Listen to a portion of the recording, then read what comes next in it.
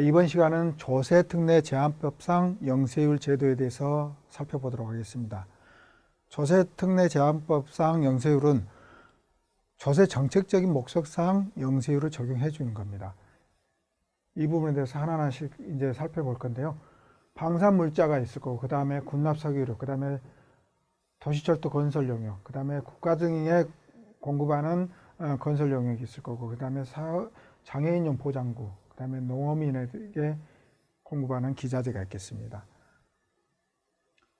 먼저 방위산업물자하고 자원동원 영역에 대해서 살펴보도록 하겠습니다.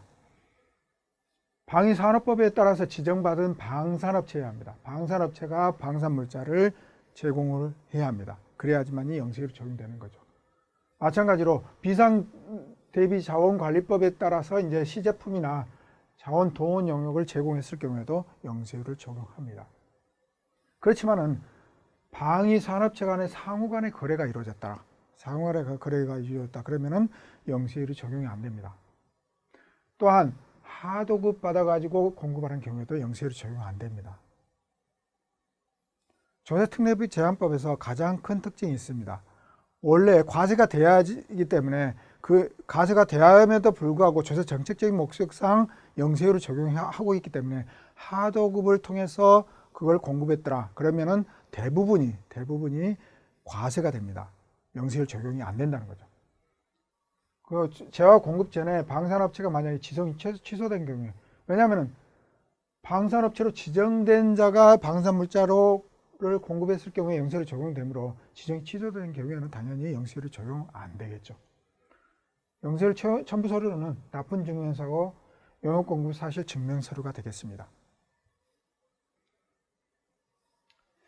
구체적인 사례를 들어서 한번 살펴보도록 하겠습니다. 방위산업체 B는 방위산업체 A로부터 방산물자를 하도급 받아가지고 공급한 경우는 어떻게 된다고요? 영세율이 적용 안 된다고요. 10%가 과세된다는 겁니다. 하도급을 받았기 때문에.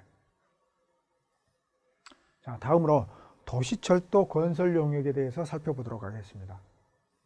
국가나 지방자치단체, 도시철도공사, 그 다음에 한국철도시설공단이나 사회기반시설에 대한 민간투자법에 따른 사업 시행자가 직접 공급하는 도시철도 건설 용역, 건설 용역입니다. 건설 용역에 대해서는 영세율을 적용해 주겠다라는 것입니다. 여기서 도시철도는 과연 어떤 걸까요? 도시철도는 지하철을 말합니다. 지하철. 따라서 국철이나 이런 것은 제외가 됩니다. 여기서 제외되는 것은 도시철도용 재화를, 도시철도 건설용 재화를 만약에 공급했을 경우는 영세율이 적용되지 않는다는 것입니다. 건설 용역에 대해서만 영세율을 적용한다고 했기 때문입니다. 그 다음에 하도급을 받아가지고 건설 용역을 제공했다. 이것도 마찬가지로 영세율을 적용이 안 된다는 것입니다. 그리고 건설공사와 별도로 설계 용역이나 감리 용역을 제공했더라. 그것도 영세율이 적용 안 됩니다. 건설 용역하고 부수대에서 설계 용역이나 감리 용역을 했으면은 영세율이 적용되겠지만은 그것과 별도로 설계 용역과 감리 용역을 했으면은 10%를 과세를 하겠다라는 것입니다. 영세율 첨부 서류는 용역 공급 사실 증명 서류가 되겠습니다. 구체적인 사례를 들어서 한번 살펴보도록 하겠습니다. 도시철도공사에 직접 도시철도 건설 용역을 공급하는 사업자로부터 이제 하도급을 받아가지고 도시철도 건설 용역을 공급한 경우는 어떻게 된다고요? 10%가 과세가 된다는 겁니다. 하도급을 받았으면 그것은 10%가 과세가 되더라. 다음에 에스컬레이터 설치공사 용역에 대한 영세율 적용 여부에 대해서 살펴보도록 하겠습니다. 도시철도 건설 용역과 함께 에스컬레이터 설치 공사를 했을 경우에 어떻게 되냐? 그것은 도시철도 건설 용역에 부수돼서 같이 엘리베이터 설치 공사를 하기 때문에 이것은 영세율이 적용됩니다. 근데 에스컬레이터 공급, 에스컬레이터만 따로 공급하는 그거에 부수되어 가지고 설치 용역을 제공했더라. 그랬을 경우에 이거는 10%가 과세가 된다는 것입니다. 다음으로 사회 기반 시설 또는 사회기반 시설의 건설 영역에 대해서 살펴보도록 하겠습니다.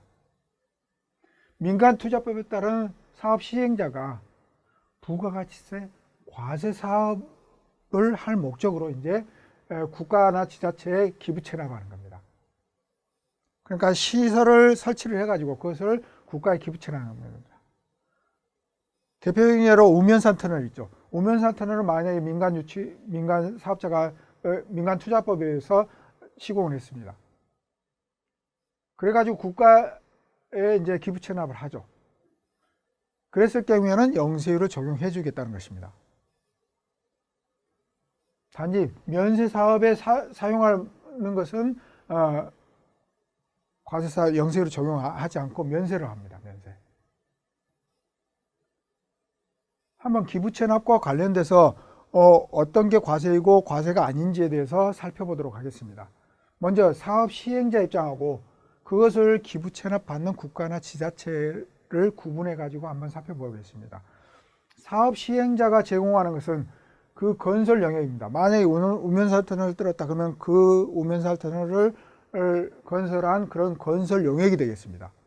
그 건설 영역에 대해서는 그것을 기부 체납했더라. 그러면 기부 체납하면은 그때 당시에 과세가 됩니다.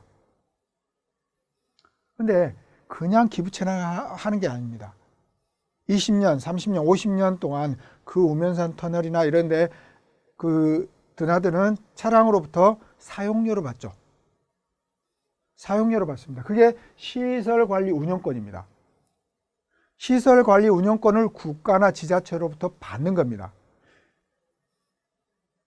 그래서 그 시설이나 시설관리 운영권을 만약에 받아가지고 그것을 계속 사용하고 있더라.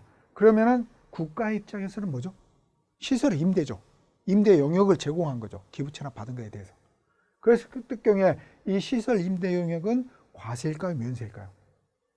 그래서 BTO 방식이나 BTL 방식은 면세를 합니다. 근데 BOT 방식은 과세를 한다는 거죠.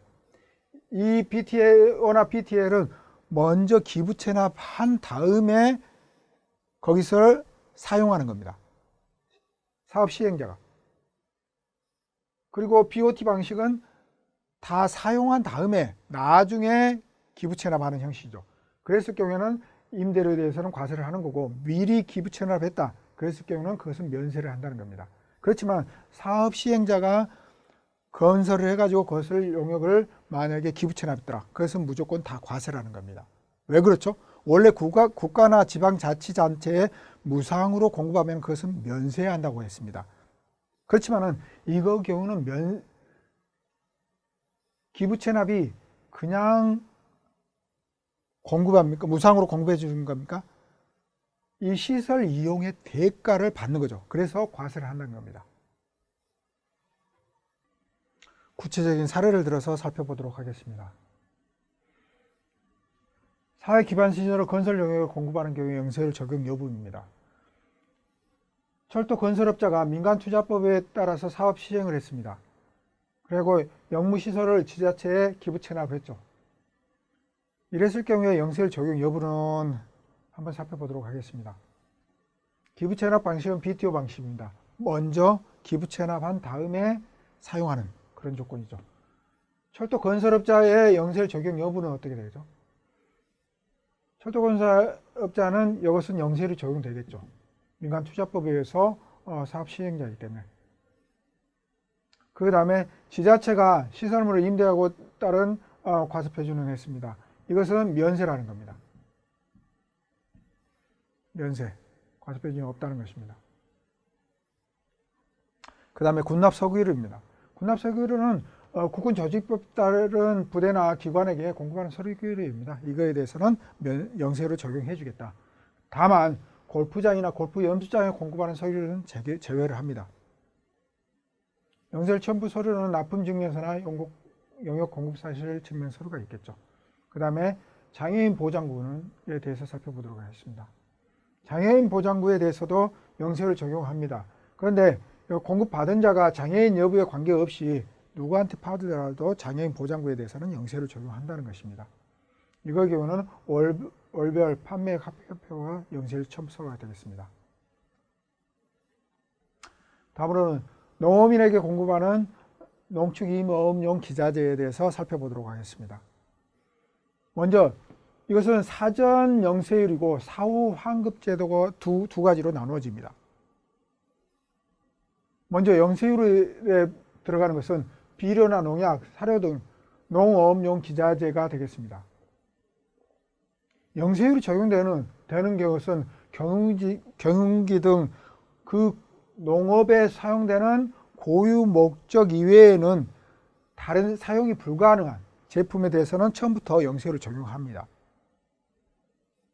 그렇지만은 만약에 비닐하우스나 비닐하우스용 필름이나 이런 것을 만약에 구입했을 경우는 어떻게 될까요? 이것은 비닐하우스에 따른 필름은 비닐하우스에도 사용할 수 있고 다른 데서 사용할 수 있습니다. 그래서 먼저 팔 때는 그건 10% 과세를 하고 그 다음에 네가 농업용에 사용했다. 농업용에 만약에 사용했다. 그러면 네가 사후에 환급 신청해 가지고 부가세를 환급받아라 라는 겁니다. 그렇게 이제 사후 환급 제도로 이제 나누어졌습니다. 사후 환급 절차에 대해서 잠깐 살펴보도록 하겠습니다. 만약에 공급자가 농업인에게 만약에 생산서를 발급했죠. 농업용 기자재를 만약에 판매를 하면은 생산서를 발급해 줍니다. 그러면 농업인은 거기에서 그것을 농업에 사용하죠. 직접 사용하고 그 다음에 관할 세무서에 직접 환급 신청하는 경우와 그 다음에 대행 환급 신청하는 거 두 가지로 나누어집니다. 만약에 내가 사업장이 있더라. 사업자 등록이 돼 있더라. 그러면은 직접 신청을 하시면 됩니다. 세무서에. 그렇지만 사업자 등록이 안 돼 있더라. 그러면은 농협이나 수협을 통해서 환급 신청을 하면 됩니다. 만약에 생면서 발급받은 것을 만약에 직접 신청하려면은 분기말 2월 25일까지 만약에 신청하시면 됩니다. 그런데 만약에 내가 사후에 농협이나 수협에 신청하고 싶다. 그랬을 경우는 분기말 2월 10일까지 농협이나 수협에 만약에 신청을 하면은 이 대행자는 이거 15일 내에 관할 세무서에 신청을 합니다. 그러면은 20일 내에 이제 환급해 주죠. 그래가지고 다시 5일 내에 농업인에게 환급을 해주는 절차가 됩니다. 결국은 25일 내에 환급 신청을 합니다. 직접 신청하는 것이 과세기 분기말 25일 내죠.